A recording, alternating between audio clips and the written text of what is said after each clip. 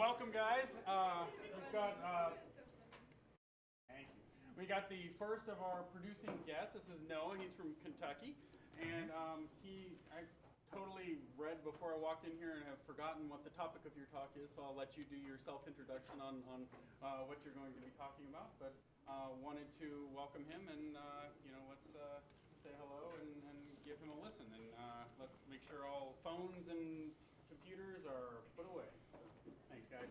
Yeah, Noah's got some great tools that he's going to share with you guys that they use in the newsroom. So we use Inception to build our rundowns. They use ENPS, which I used at Hearst, and then he has a way to show you some of the video that they produced just this morning. So while you were not at work. Yeah, so I'm not responsible for any of it. Take it away, Noah. I'm Noah Richard. I work at WKYT in Lexington, Kentucky. It's a CBS affiliate there for Gray TV. And so not long I was where you guys were. I've only been out of school for 2 years. So I've been at KYT since then. But I do the 6 a.m. morning newscast. So it's a lot of fun. Being a producer has its challenges, but it also has its perks. But a lot of you will probably be having to do morning news if you decide to go into the producing route. Yeah, I don't know what to say about that. But I started at KYT when I was an intern. I was a senior in the fall semester and worked my way up, kind of tried to impress the right people, and ended up getting a job at the station before I even graduated. So there's a lot of opportunity out there for you guys if you all want producing jobs. Producers are always the hardest people to find because the skill set is so broad, and not a lot of people want to be in the newsroom all day behind the camera. A lot of people want to be in front of the camera. But producing is honestly, I'm sure you guys have heard where all the power is at. It's where you guys make all the decisions, and almost every newsroom that I've heard of is a very producer-driven newsroom. It's up to you guys to make the decisions and make sure everything's executed as best as you can. So there's a lot of responsibility that comes with it. And so I did some research, and one industry website said about 20% of every single news job is for a producer. And I know from our experience at our station is producer jobs are open for quite a long time because people just aren't applying for them or aren't qualified. And just being in this program that you guys are in makes you qualified already, just so you know. We hired a a print person who had literally never set foot in a television studio before. And now she's one of our best producers. So it just goes to show that as long as you have like a really good work ethic and dedication to journalism, you can pick it up.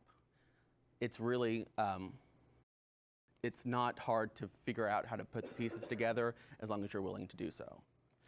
So what I'm going to talk about today is the anatomy of a newscast, seeing the big picture and kind of what a producer does.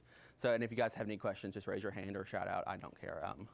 Just ask whatever you guys want to, and I'll try to be as honest as I possibly can.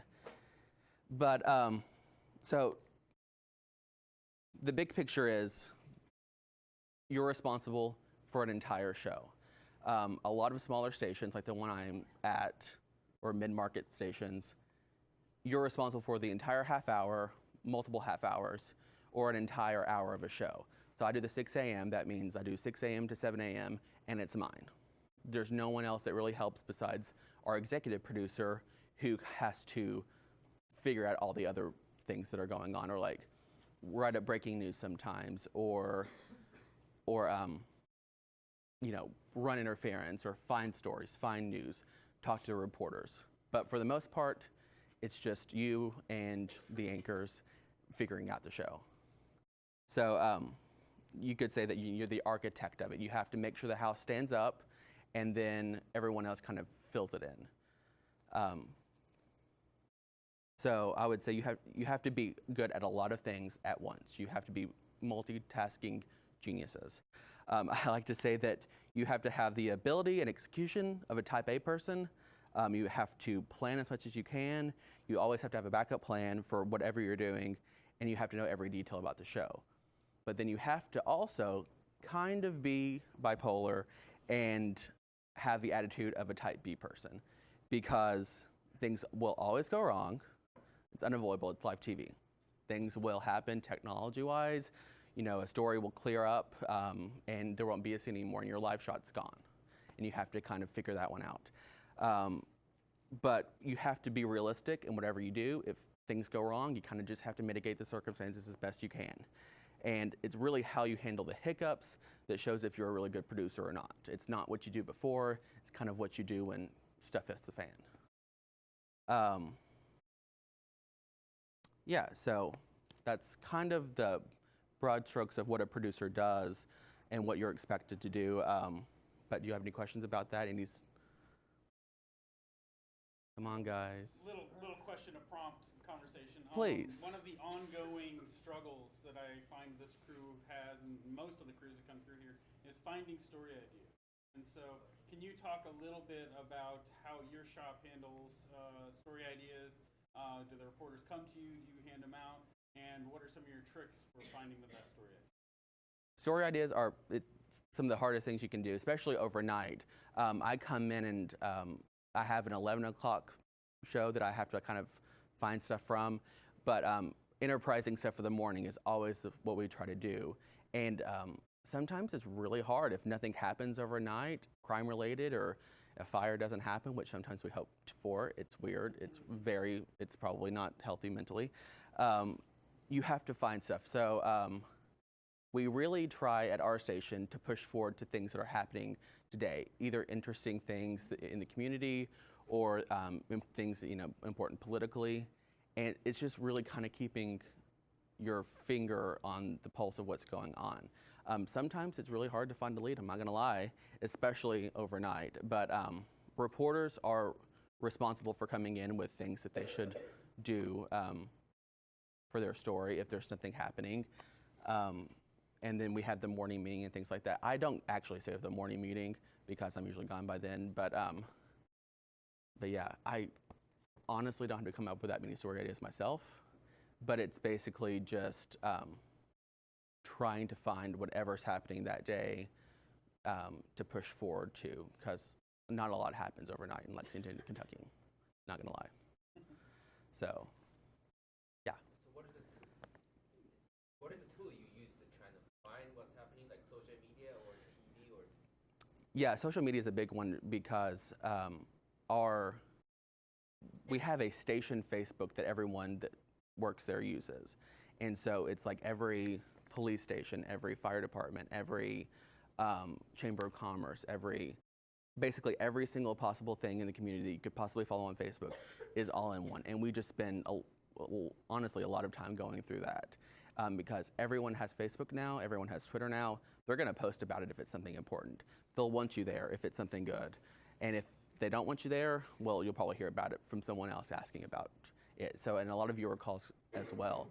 But usually it's really easy to find something going on. It's just whether or not if you want to do an entire package about it. But definitely, if wherever you go, whichever market you ended up at, make that Facebook. Go follow everything you possibly can. Because there's a lot of stuff, there's a lot of content out there if you just know where to look, and that's a really good place to do so. Yeah. As a producer, are you kind of, can you also go out and report? A lot of stations, especially the bigger markets, producer is a specialty job. It's like you're a producer, a reporter, or an anchor, more or less. And so the bad thing about it is, yeah, you're really confined to do one thing. Most of the time, you're stuck in the newsroom. But it's not as bad as it sounds, because when it's cold outside and it's snowing 3 feet, you're not in the field. You just tell people to go put their winter boots on and get out there. But it's a lot of fun, especially when you're in the booth. Yeah. A lot of places, a lot of smaller markets though, actually, we have a sister station in Eastern Kentucky. They are multi-skilled people. They produce, they anchor, and they report. So if you're not really sure what you want to do, honestly, going to a smaller market may be good for you because you get to try everything. So, but I would not want to produce and anchor the same show. That sounds not fun. But a lot of people do, and they liked it, so who am I to say? Yeah. So is it more on the reporter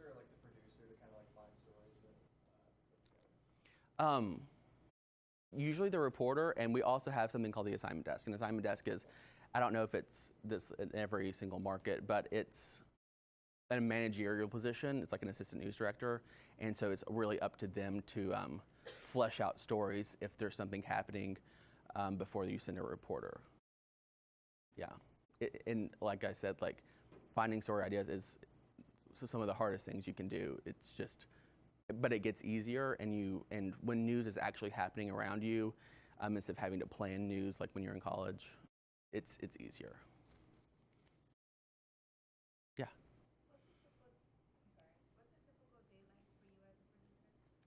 So I work overnight, so I get in like 10:30, or not 10:30, 11:30 p.m. at night. And I get in, I look through my email, because there's a lot of stuff in email too. Like if they want you to know about it, they will. And then I start dragging over stuff from like the earlier newscasts and rewriting everything for the morning. It's a lot of rewriting in the morning at least, because sometimes there's not a lot of new stuff. But we try to make sure there's as much new stuff as possible. And then you'll, just a lot of writing. You just have to get in there and you just have to like slug out as much as you possibly can. And then you're in the booth for an hour, but the booth is really, it's what we call the booth, it's a control room. That's where the fun is at. It's when you're in the live mode and you guys are like actively putting on a show. But also, like when you have to listen to scanners a lot. Have you guys ever listened to scanners? It's a lot of fun. But just tracking down stuff, like if you hear like someone's hurt, well, you have to figure out what it is. And so you get to do a lot. I would honestly say that overnight producers like I do a lot more reporting than the dayside producers, because we're the ones that are finding the information overnight. Yeah. Have you faced any like uncomfortableness as a producer? Like you have to face them? Yeah, it happened not too long ago. Back in September, we had a sheriff's deputy get shot on the line of duty, just like 20 minutes north of Lexington. And we heard about it on the scanner, but we couldn't confirm anything ourselves. And so we were putting in calls to Kentucky State Police, the sheriff's office, the actual police station in that town. Everything we could. The reporter was on scene. They kept us like a mile back. It was a big deal. And our competition, they went with it without any confirmation. Turns out what they reported on was correct, but they didn't know that. So we were an hour late on that story because we waited to make sure that we knew exactly what was going on, because we were hearing conflicting things from a lot of people. And then they ended up citing a different news source, like the hometown paper, that they probably really shouldn't have done. But it's stuff like that. Overnight especially, you don't have any managers for probably most of your shift. So we have an executive producer come in like at 3 or 4 o'clock in the morning. I've already been there for 4 hours. So anything that happens there, it's kind of up to us to really figure out. But the good thing is, if you know you're not doing something right, you feel it. You know if it's right or wrong. Yeah. Can you kind of explain your information process overnight when businesses are closed and people are sleeping? How do you get that information?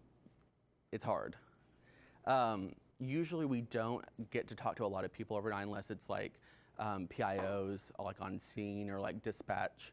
I don't know how it is here, but we just make a lot of calls to official people. Sometimes they answer, sometimes they don't. And sometimes they're really pissed off if you wake them up at 3 a.m.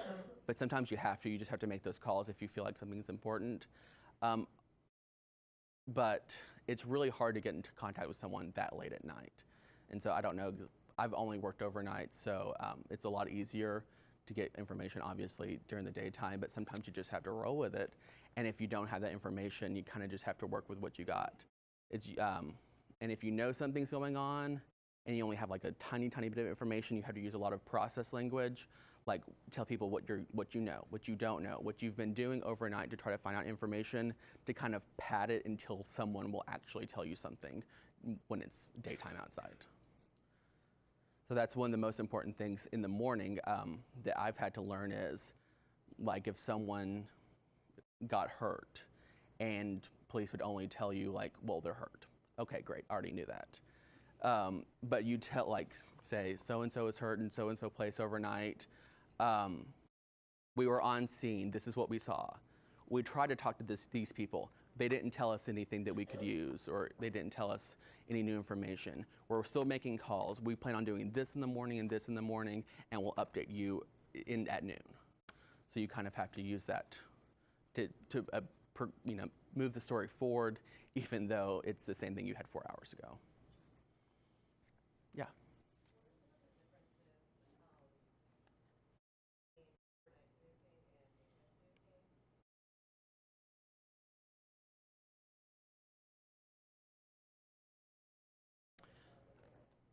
I would honestly say it's not just because I do it, and it's not just because of the hours. Morning producing is a lot harder than producing in the daytime or evening.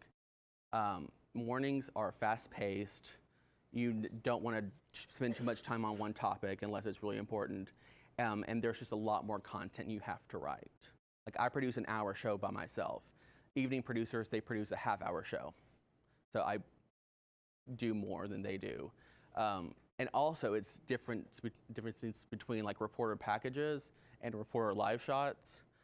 We may have 2 reporters in the morning, where an evening show would have 3, maybe even 4 reporter packages. So it's a lot easier to fill a show in the evening and then the morning. But mornings are a lot of fun because you can actually throw in whatever you want to. Anything new from overnight, from anywhere in the US really, any great video that you see on CNN or any of your affiliate news gathering websites, things like that. Everything's always coming in, and there's always going to be enough stuff to fill a show. You just have to go and write it up, even if it's not local. But local stuff is hard to find overnight. Yeah. How does it work? Like just go over scripts, or do they work with you when it comes to early in the morning? So, kind of. And so our main male anchor, he's been there for 30, 40 years. He comes in, I'm not exaggerating, 10 minutes before we hit air. Yeah. And that's the way it is sometimes. He calls in on his way in and says, what's going on? And we tell him what's going on. And that's basically all he knows going in. He reads everything cold. Yeah. So why doesn't he just come in 30 minutes earlier? You ask a very good question. But he's honestly great, and it hasn't really messed him up that much. And then our female anchor, she comes in 3:45. We go on air at 4:30. She comes in, she looks over some stuff sometimes. Most of the time, she's just getting ready. But if we need something, if it's dire, they'll help us out writing something. But most of the time, they're there to anchor, and that's about it. But it varies a lot. Because I know, like, our competition, they come in a lot earlier, they write a lot more scripts. It's just kind of what the expectations are for each anchor. So, see, our evening anchors, they're very involved with script writing. They're very involved with just making sure everything goes well. I mean, ours as well, they want to make sure everything goes well. But it just depends on, like, personalities of the anchors. Yeah. Okay. Yeah. Do you find that the stories that go on in the morning are a little less than what might be, you know, that it's like crime and such. Mm-hmm. We try to make it as enjoyable as possible. I think that's super important for morning news versus maybe evening news, which actually would tend to be more hard news. Mornings, like people waking up, they don't want to start their day on a bad note. So even if it's a sad story, you try to make it less emotional, almost, I guess you could say. But we put in the kickers, we put in the puppies, we put in the kittens. But we really try to make sure that everything is as lighthearted as can be without, like, sugarcoating the news, because it's just, you don't want to wake up and hear about someone dying, honestly. So yeah, And people really like to see great video and hear like really good sound, just in general. But okay, I'll move on. If you guys have any more questions, just interrupt me. Okay, cool. So I've covered a lot of it, honestly. But okay,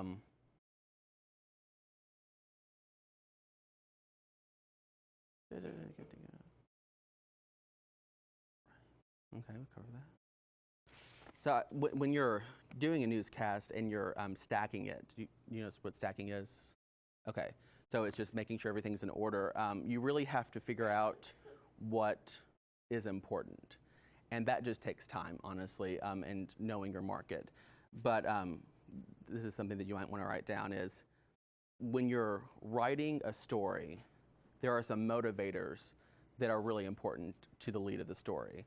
And usually every story needs at least one of these, if not all. So your story needs to be about money, family, safety, health, and community. And that list isn't exhaustive, but it's when you're writing a story, you want to think about those things to frame the story to make it matter to your viewer. When you're doing a newscast, it's like a conversation. You want everything to be as conversational as possible. And sometimes like conversations have lulls and they have like high points as well, but you want to make sure that your stories kind of give the viewer a sense of like you talking to them in their home. And if you use those 5 things, they'll be more interested, honestly. So like you can address the safety motivator in crime stories about unsafe cars or texting or talking on the phone while driving. Or the community motivator might be a story about crumbling neighborhoods or the rise of social networks and the push for neighborhood schools. Or family might be about recalls or consumer news or kids or things that moms wouldn't know about. But as you craft your lead for your stories, and this is whether it's a package or a VOSOT or an anchor intro, you need to write to one of these things for a good focus on your story. Yeah. Sure, it's money, family, safety, health, and community. So those are really 5 really broad things. But like a city council meeting about a tax increase is clearly about money. It's about taxes. But if that increase is going to pay for more police officers, it might be about safety. So it's ways of thinking about stories that may not sound interesting, like a tax increase, but making it more involved about safety of people in your community. That make sense? Cool. So, and stacking a show is hard. It's something a lot of producers struggle with. And when you think about it, it's really about impact versus immediacy. It's what viewers care about versus what's happening now, and you kind of have to reconcile those 2 things together, and that kind of tells you how to drive your newscast. And not every story is going to be great. Sometimes it's a really crappy story that no one really cares about, but you kind of need it for time. That happens. Not every story is going to be a little gold nugget of awesome, but you kind of have to spread that stuff out to make sure that you're producing a newscast that overall is interesting and fun to watch. And that's what I try to do, is make my newscast at least interesting to every viewer. It may not matter to every person, but I would hope they walk away learning something. So, any more questions? Yeah.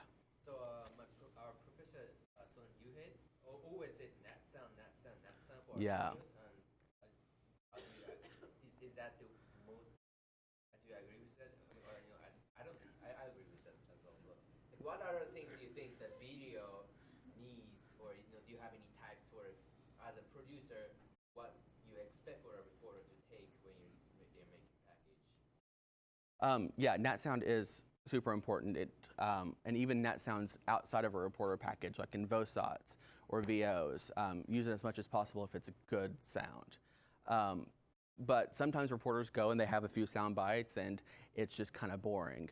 But and it's really hard for producers sometimes to know what's going on at a story, and so you have to really trust your reporter and to get that information and get that good sound and good video, because you're not there actually doing it yourself. So you have to have really good communication with them, saying, hey, this is a so-and-so scene, like, try to do this. Like, if it's a fire, you're probably not getting a lot of net sound because you can't mic up a fire going into a burning building. That actually would be cool, but it's not going to happen.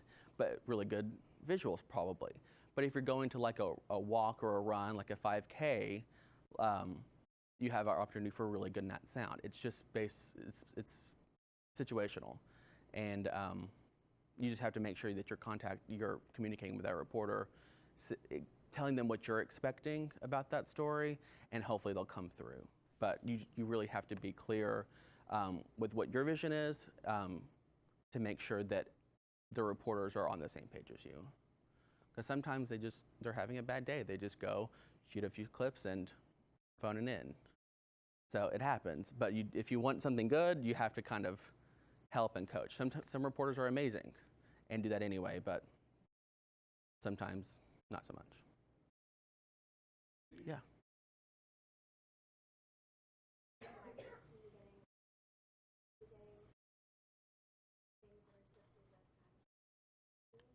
Yeah, so in the mornings, we very rarely have taped packages or tracked packages. It's all live VOs or live VOSODs or things like that.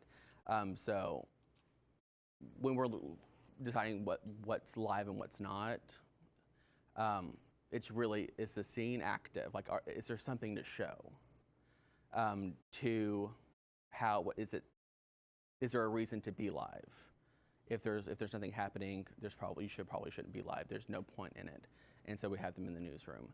But then, in the evenings when you're doing packages or things like that, it's the same. You're live less in the evening, I would say, based on my experience. But it's really just about storytelling, and a lot of that time it's up to the reporter how they want to tell the story. They have a minute and a half to fill. They kind of get to tell the story the way they want to do it. If it's a quick turnaround, like if you had something at 3 o'clock and you have to have it ready for air by 4:30, it's probably going to be a stand-up bookends, just because it's easier to edit instead of an active stand-up. So it's partly time, partly storytelling. It's up to the reporter a lot of the time. Yeah. So what are some of the most frequent issues that you face, even on a daily?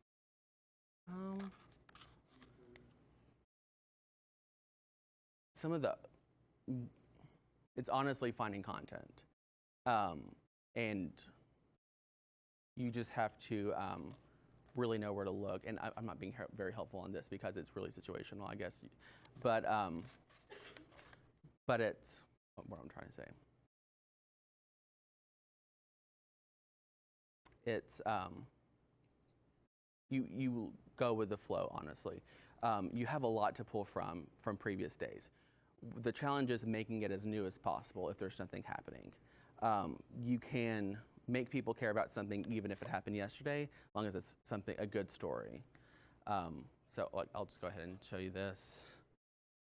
This is the rundown from this morning.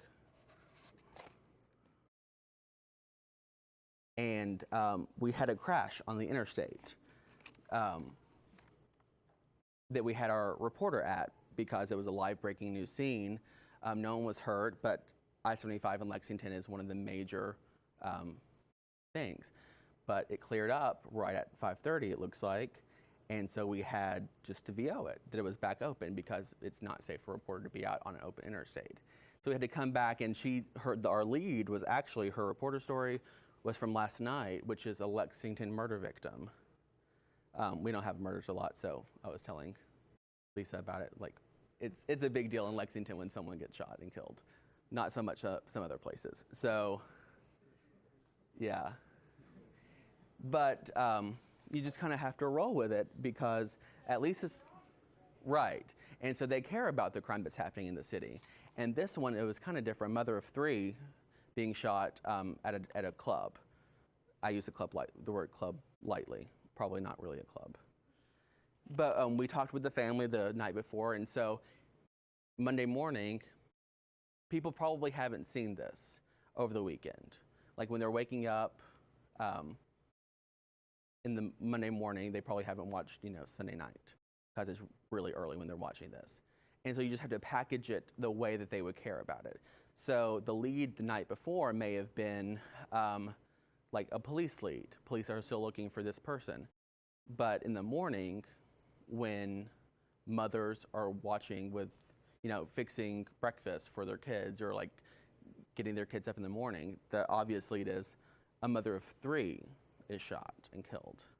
So you kind of have to like just reframe the story a lot to make it fresh. That makes sense. Yeah, so. And while we have the rundown open, have you guys done a lot with rundowns or anything like that? Awesome. So yeah, we use EMPS. It's from AP. Sometimes it's your best friend. Sometimes it's your worst enemy. Sometimes it freezes 10 minutes before your show and you can't get it done. That's always fun. But this is kind of what it looks like. Every place does their rundowns differently. And so we have a page for every single thing. And so we start off with headlines and all this red stuff. It's just stuff that is floated. It's stuff that we use sometimes, sometimes not.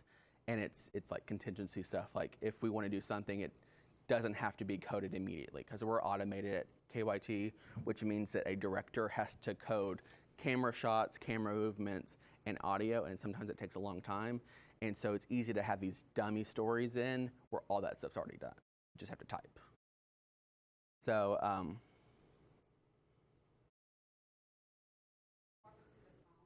yes. So we have page right here, and that's just to help easily identify what you guys are talking about, because the story slug might be different from show to show. But if you just say, hey, A27, hey, can you code that? Or look at A27, double check that script for me. It's easy to do that. Story slug. And a lot of stations do this differently too. This is the way I do it, and so this is, and looks like this is what Kelsey did this morning is, we always start off with the time slot. So 6A, Lex Murdovic, V, and that means VO, and then SOT. And so we'd have 2 different stories. Some people put it in one page, how you did it. Yeah, so we split up everything. Yes. Okay. What are these columns? Yeah, so I wish those headers stayed. This is, okay. So we start off with, So if we start with like Chris Tatas, Chris is our morning reporter. And yeah, that's showing up. So this is the estimated time. So we round everything by the 5s. And seconds count more than you could possibly know sometimes in live TV. So a toss to a reporter, 15 seconds usually. Any longer than that, it kind of gets long-winded. And this one turns out to be only 13 seconds. But, and this is just to really time out your show. I wish we had a timing bar on here, but this isn't the full version of EMPS. This is just a weird internet version of it. So it's not completely full, but at the bottom of it, you would probably find over, under, and every time you change one of these columns, the timing on EMPS changes as well. And then this right here, the 6:36 a.m., that's 36 seconds. That's called front time. And that's when your rundown is complete. These times right here are when you should hit every single one of these stories, down to the second. You have to do that for a whole hour? Yeah, and this is populated itself as long as you put in updated estimated times right here. This populates itself, and then this is just front time. We don't have back time on here. I only, and this is probably not the best thing to do ever, only use front time. But front time is when your story is supposed to start. And it updates continuously when you're on air. and it helps you time out a show. And it really helps when you're coming out of breaks, and when you're trying to hit certain segments at certain times. A lot of stations have like weather on the tins or something like that, and you have to hit those within a minute or else you get in trouble. And so that timing bar really helps you with that. And no matter what newscast you're doing, you really have to know your anchors and you have to know your reporters, because if they go 10 seconds over, it could really mess you up. And so you have to have a lot of planning on the front end, because you might have to kill a story, you might have to add a story, you might have to have an anchor cut the last line of a VO on the fly, to make sure everything fits. Our anchors ad-lib a whole lot. And so at any given day, I might have, 20 minutes, a half hour to fill, but I can go in like 17, like they may ad-lib for 3 minutes every single half hour. So you have to make sure you have enough to kill, or you go in under enough to hit your half hours on time, hit your meter points on time, which I'll explain in a second. And that these timing bars really help you. Yeah.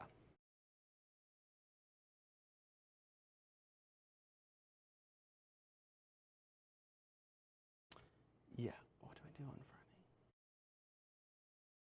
Trying to think. So,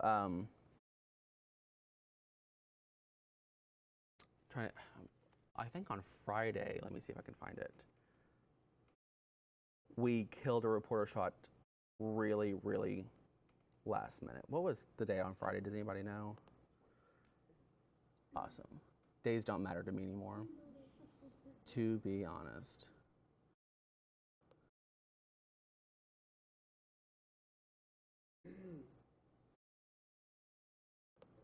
Here we go. Let me double check this. It's the wrong thing.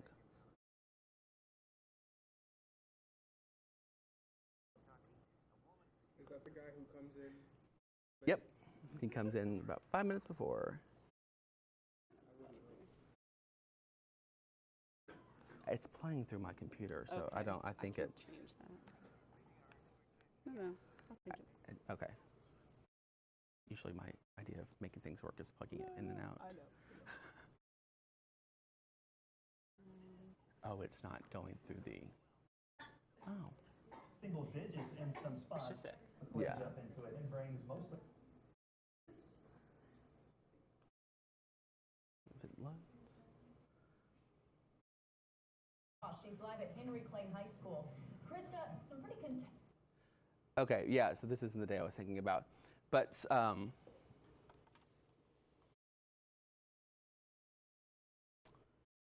what was the question? I'm sorry.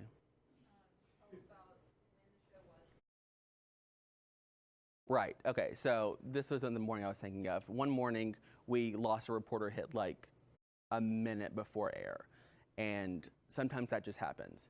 That's when you really have to have a backup plan. So if a reporter hit goes out, that's a minute and a half on the top of your show. Like a live shot's not working, the connection isn't there, or if there's breaking news and you have to send your reporter and they don't have time to finish that live shot. That happens sometimes too. But what you have to have is a good backup, and that'll mitigate it. Because if the reporter hits a minute and a half, you can write a long enough VOSOT to cover it like half of it. And then it's just trusting your anchors and having enough pad in there so we can add stuff in, or have them talk longer, or give it to weather. If anything's going wrong, give time to weather. Just a rule of thumb, because they love to talk. So if you lose a shot and there's really nothing you can do about it, they'll help bail you out. But the best thing to do is just have a backup plan and have stories that may not fit in the newscast the way you have planned now, but that you can drag and drop and add that extra 20, 30 seconds. And then most of the time, if it's a connection issue with the live shot, we try to fit it in, because obviously if that person's on a live shot, it's important for a reason. And we try to make sure that we get that in no matter what, just so that the reporter can do her job and that we give the story the attention that it should have. So it's a lot of just playing it by ear once you're in the show. But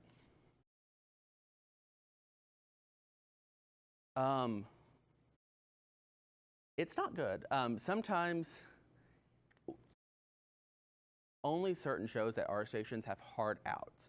That means that once it gets to that time, like we don't broadcast anymore. Like we still may be doing stuff, but like it goes. I've never seen any producer get like in super trouble for it. But it's not good though. The anchors get really mad at you when that happens because they get cut off and it makes them look bad. And it looks sloppy. But that's what it takes when you're planning. Like doing the 6 a.m. show like I do, it happened last week. I almost busted a show. I almost went about 20 seconds too long. But there's a lot of stuff that I can kill, and so you're just making sure you know your rundown to make sure that doesn't happen. If it happens, it's live TV. It's not, as long as you don't go off in the middle of a story, you might have to say bye really, really fast. But it's just the planning ahead that really, on the front end, that makes it better on the back end. In the mornings, for me, it's almost better to go in without enough content than too much content. But that's backwards for some of the other shows.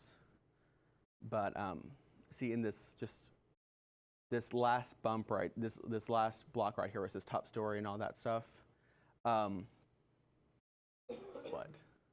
Oh, I thought you were laughing. No, I'm so sorry. I thought, it's like, what's funny? My bad. So like this toss of final weather, goodbye archives bump, and traffic and stuff like that. These are all, and I'm not kidding, slugged in for a minute longer than they're actually listed there. So we go into the show, final traffic, we say it's gonna last a minute and a half. It's never ever lasted a minute and a half. Do our anchors know that? No. So there's a minute that you can kill. This final weather, it's actually listed as a minute. Usually it's like 30 seconds. But it's just finding places that you can kill content to get the show off on air. Get the show off air on time. There we go. Yeah. Yeah. You just have to have options. That's like every single one of these lines is an option. Like if a live shot goes long at the top of the block, the top of the A block, like these SOTs, you can kill them. They're not good sound.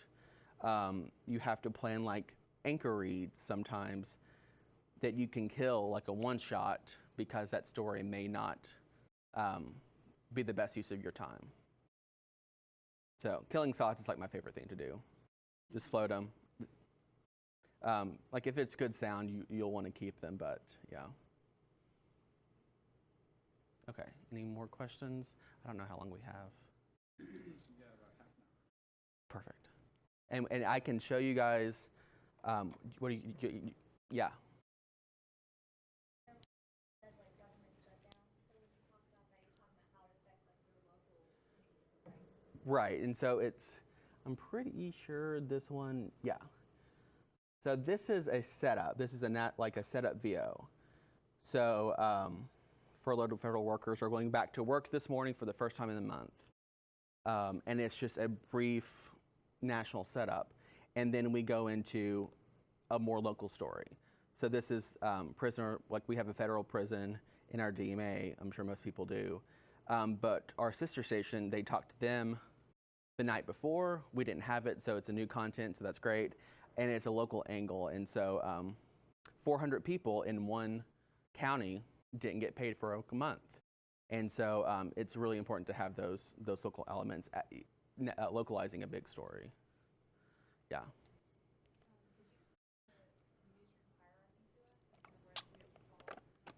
Sure. So newsroom hierarchy, it starts at the top with your news director.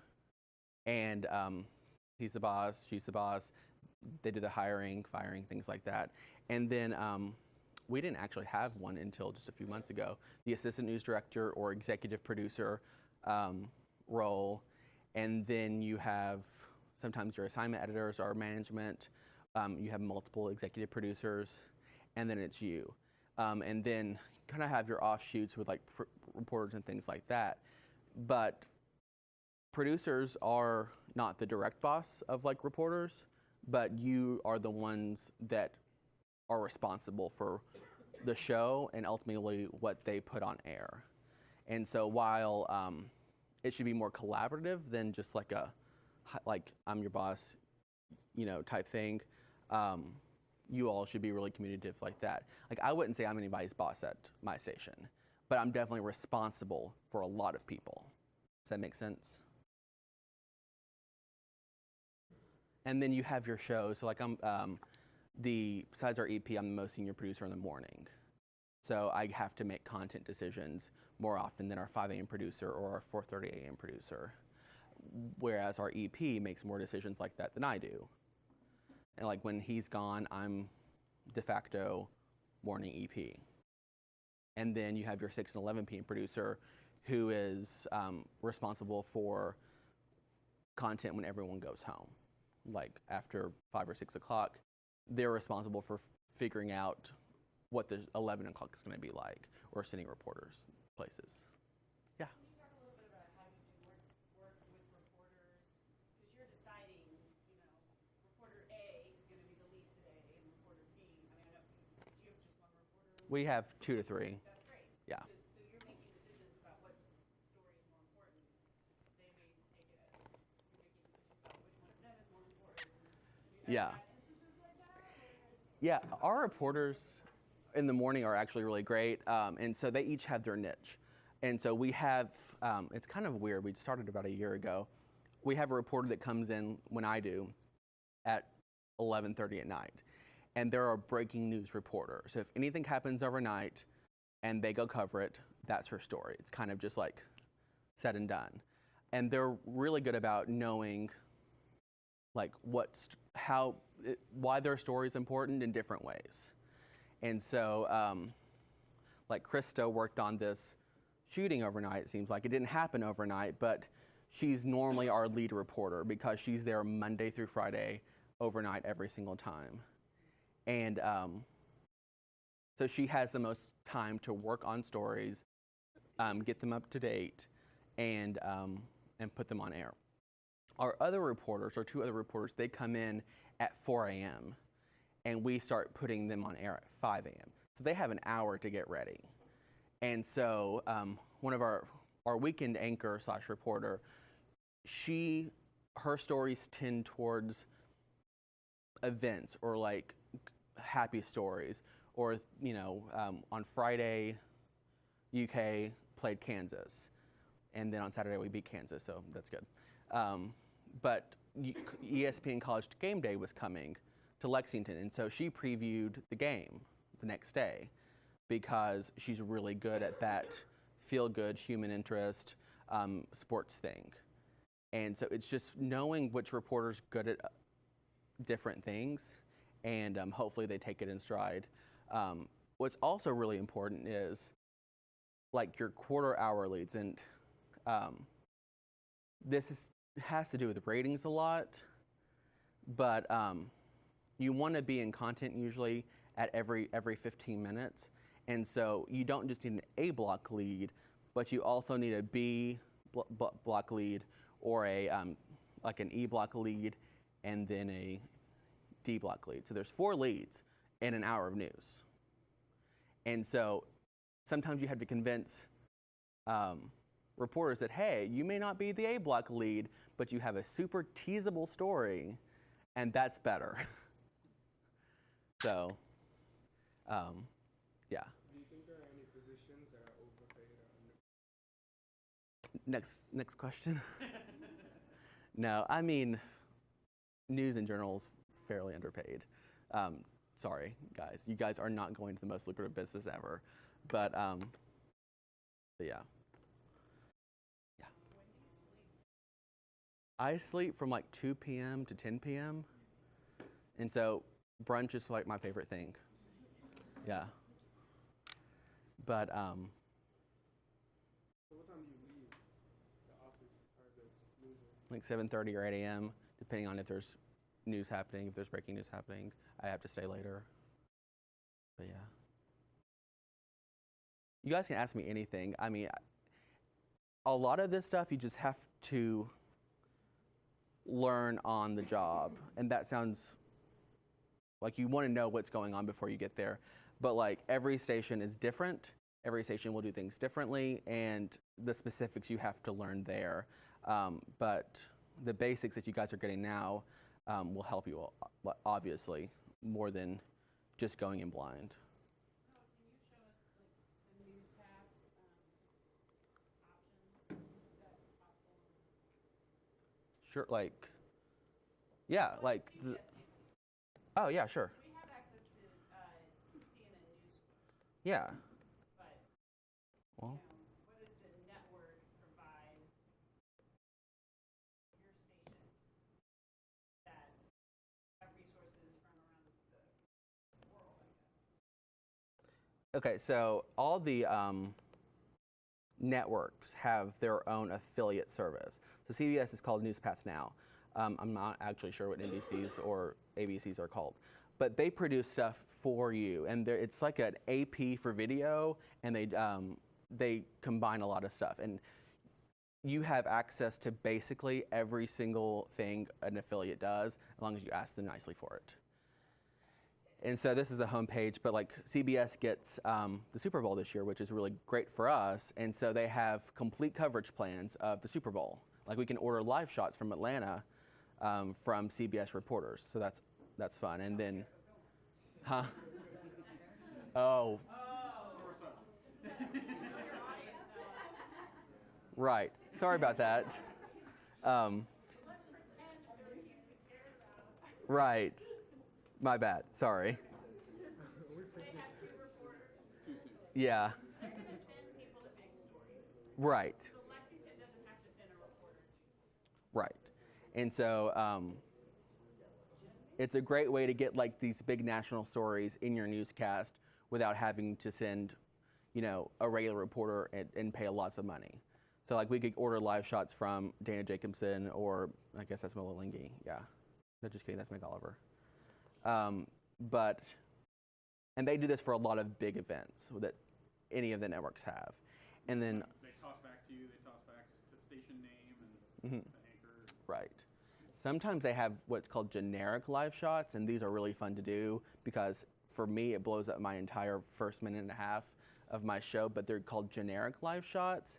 And the reporter starts talking at 6:01 a.m.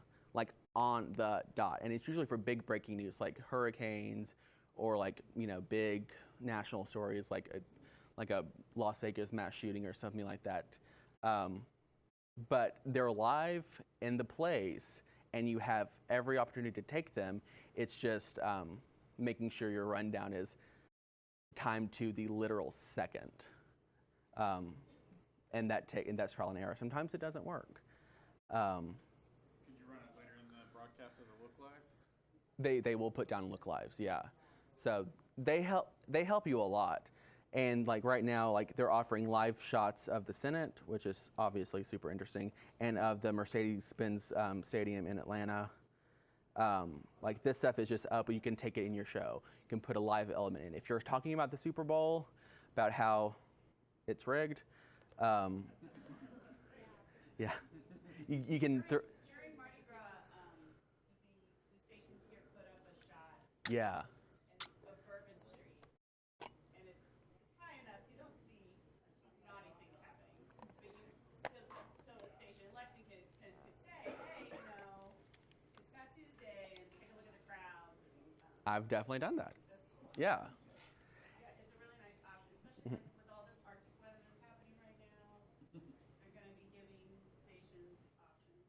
Yeah. Live feed from Minnesota. And so, and then you go in, and then like it's just tons and tons and tons of video. Some of it they produce for you. So like this is a package out of DC with one of the CBS News Path reporters that you're free to run whenever you want to about the government shutdown or that it's reopening. So it's just a package that you toss to. And then what's nice about it is they have a complete script there for you with a suggested intro. You literally don't have to do anything with it. And these are great when you're looking for content.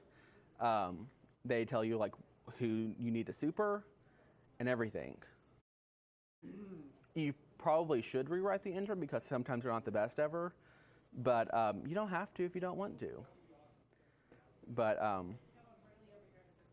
yeah.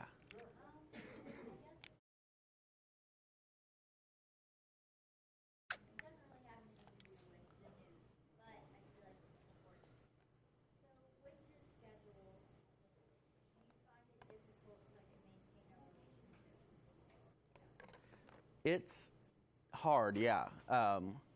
Especially on the overnights. My weekends are super important. When I did weekend overnights, I just was a hermit and had no friends. But it has to be a priority to make sure you have some semblance of a personal life. You can have friends, a job, or sleep. And you can pick two of them. Sometimes you don't like your friends that much and you just want to sleep. And that's okay. But it's really important just whenever your shift is like even overnight people have a really hard, not overnight, but just night side people like do like the evening shows, have a really hard time seeing their friends and family just because of the hours. You have to be really committed to make sure you have a life outside of news or else you're gonna get burnt out really quickly. And it's different ways for different people. You just have to make that work, but it's something that you really need to keep in mind. Yeah, a Monday through Friday 9 to 5 schedule is nearly unheard of in news. So, unless you're a really high-paid anchor. So, and that takes 30 years to get to. So, yeah, so what CBS here is WWL, right? So like if I type in, like they've contributed a lot to NewsPath. And so, yeah. Coppa Station, this CBS affiliate, say, hey, tell us on your website. Can you put it on NewsPath? And they'll be like, sure, here you go. So, what is this? And this is a package, and like you could run this package from New Orleans with a New Orleans reporter and on your show. So. But yeah, CBS offers really good content from stations and things like that. And they have like consumer news and entertainment news and politics and stuff like that to give you lots of options for your show. So it's a really good place to go. But it's like seeing a news source, except it's just with CBS. Sometimes I like news source better, honestly. Yeah. Is this website a public resource? No, this is for affiliates only. So you have to be a producer or reporter for CBS. Or a CBS affiliate, yeah. And you just download it and you put it in. But yeah. This is part of the affiliate agreement. Like, it's what you get. Like, you have to pay money to CBS to be an affiliate. It used to be the other way around. Now they're greedy. But it's a lot of resources that you get from CBS. And sometimes, and they ask for stuff from you, and it sometimes goes national. But yeah.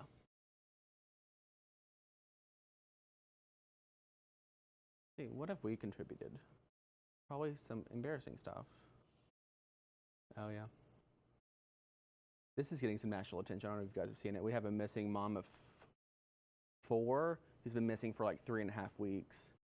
So yeah, getting some traction. Had a really bad crash a few weeks ago, but yeah.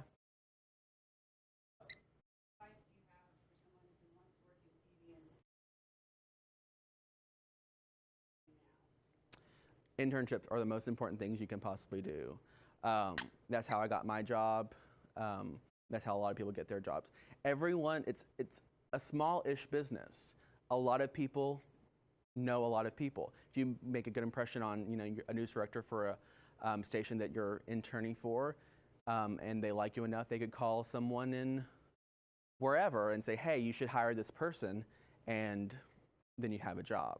A lot of these companies are really integrated. Like I work for Gray, and so we have a Gray station in New Orleans now. And so if someone's interning at Fox 8, they could call my news director at KYT and say, hey, we have a really great person. We can't hire them. You should. And then you basically have a job. Same thing with Hearst, Tegna, things like that. But as many internships as you can, they don't all have to be the big, shiny national internships. The local news internships are just as important to get experience from as the big ones. Honestly, I would say that a lot of the times you get to do more stuff in local news internships than you do with the national stuff. But, and keep your all's work. Like, everything you do in college could get you a job as well. Make sure all your work is as good as you possibly can. You guys are in basically a professional journalists already. You guys are publishing stuff online. You guys are publishing stuff on Facebook Live every single day. You guys are broadcasting a 30-minute newscast. That's really, really important. The first newscast I produced in college, I entered for an award, and that's how I met the news director that is now my boss. Like any little things like that, every little thing helps. Like there's nothing you can do now that's not going to be worth your time. That makes sense. I've said this a lot to like people that are still in school at UK that I knew. Journalism school is probably harder than actual real life journalism. So if you guys make it through now, you're on your way. So, but you guys have a really good program here, I can already tell. So you guys are set for sure.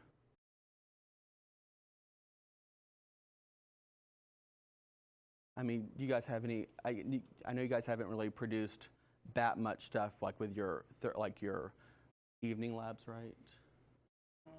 Or more or less. Probably 6 shows less than that. Okay, so you guys have any questions about like anything more specific? I've been pretty broad, but yeah.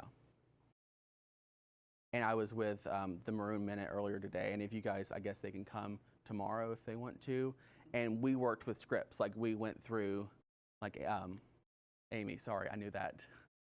We worked on her scripts that she wrote, and it's a lot easier to learn when you're actually having something to work with. If that makes sense. So you learned something, right? I did. Good.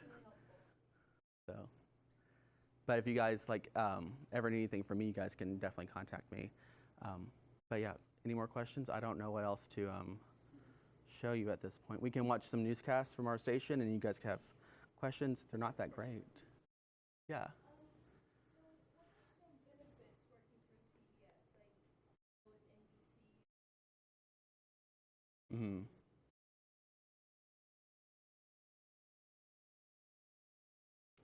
Mm-hmm.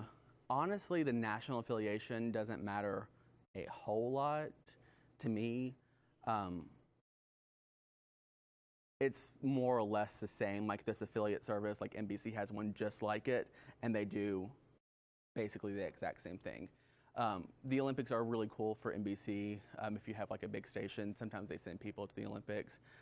We wouldn't, like a station our size wouldn't do that. So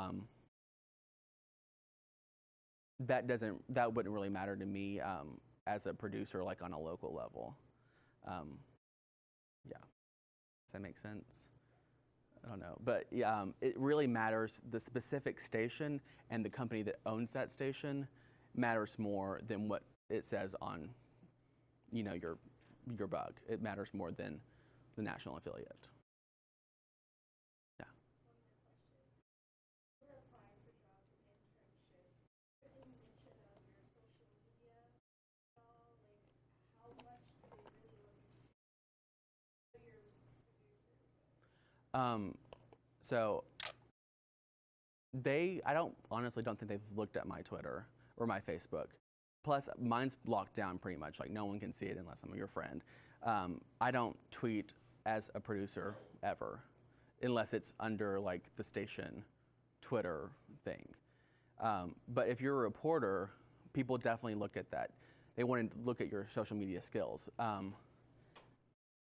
I can definitely see like our news director looking at like your Twitter, and if you have something objectionable, that could make or break you. But I think it matters more like how well you are on social media, like pushing your stories to the newscasts and engaging with your audience. But yeah, definitely make sure your Twitter and Facebooks are clean, and I would go ahead, especially if you want to be in news, go ahead and put all that stuff on private, your personal stuff, because it's a smart thing to do. Even our reporters and stuff like that, they have personal Facebooks and they have aliases. Like, they don't use their real names on their Facebook. They might like use their middle name or something like that, just because people can get creepy. And yeah. So, did that answer your question? It does, but now I have another question. Sure. So that's one big thing. I want to go into broadcast. That's one thing people get creepy. Yeah. Nothing's ever happened at my station to really put anybody in danger. It's just like people call and they're like, ask personal questions, and you have to be good at like dodging personal questions. But they're few and far between. That's the good news. But you just have to like know that you shouldn't you should be personable and you should be open with your audience, but you shouldn't sacrifice like any personal information to them. I think it's a fine line of being comfortable with your audience and oversharing. Yeah.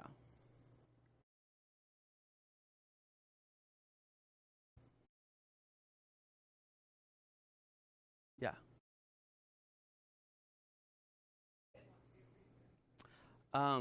So I get bored really easily, and so news just in general, it's news. It's something's happening every single day. So that's why I wanted to do journalism, just to learn as much as possible, have, different things happen every day. And then as a producer, I wanted to be a photojournalist for a long time. And then I had a professor in like a summer camp for high schoolers tell me what a producer was, and I'm like, that sounds fun. I wanted to be in TV, or I wanted to do something visual. I wanted to be the boss, or be in charge, be responsible, and yeah, it's fun. I don't think I could ever be anything else besides a producer. The rush that you get in the control room it's like you're taking a drug. It's a lot of fun, and you don't get that very other many ways, legally. Yeah. Producers are where it's at. Plus, you get a job. Like, it's really easy to find a producer job. It's really hard sometimes to find a reporter job. There was a girl that I graduated with. She's a really good sports reporter, very good. And she had been looking for a job after her station cut back for like 3 or 4 months. And like, she should be able to get a job anywhere, but there's no positions open. So, but producer, I could probably find 5 or 6 jobs that I could apply for like right now, and probably get a good shot of getting them, just because there are a lot of positions open. Like, I heard a statistic one time, like, you have like 80, 90 people apply for one reporter job, and you may have like 3 apply for a producer job. The statistics between the two are ridiculous. And just wanting to be a producer and not wanting to go on camera, a news director will immediately like you more. I'm not kidding. If you say you want to be on camera, they're not going to like you very much. Just because they're looking for people, and most news directors are former producers, and so they know what they're looking for with producers anyway, and so it's easier to get a job that way. Obviously, on-air people are vital to TV news, but yeah. If it's just producers, that would be bad. Yeah. Do you wish you were in a smaller or a larger market? No, I mean, I've been at my station for 2 years. I grew up in Kentucky, not far from Lexington, and so I like the station a lot. Personally, I wish it was in a bigger city, just based on preference, but you can find like a small station and be really, really happy at that small station. There's no reason that you have to move up markets. If you find a place that you like, there's no reason that you can't stay there. Like, there are 210 markets, and so there's lots of room for movement, but as long as you're at a station that you like, doing something that you like, that's what matters. If you don't like it, move on. But yeah. So is there a lot of room for growth as a producer? Yeah. So Lexington's market number 63. Out of school, if you're a reporter, you're probably looking at like hundreds, like markets. And so you get to start in a bigger market if you want to earlier, probably. And then you get to move up quicker too. So like you can go from like 63 to like maybe like a 40 or a 30 or a 20, where reporters may move up like 10, 15 markets at a time, depending. New Orleans is market like mid-50s. And Lexington is only 10 more. Yeah. Right. I mean, I was talking to Amy, like she already has a job at Fox 8. Probably not out of the question whatsoever if she gets a full-time job as a producer at Fox 8 after she graduates. Like, and if I wanted to move to New Orleans, it would probably be considered a small jump if I moved from Lexington to New Orleans. Even though the city is a bigger city, market size is not so much of a difference. So.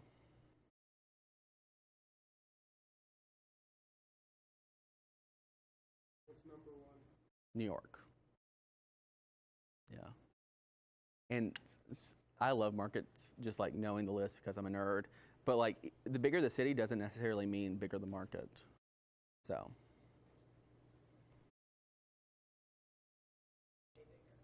True. Yeah.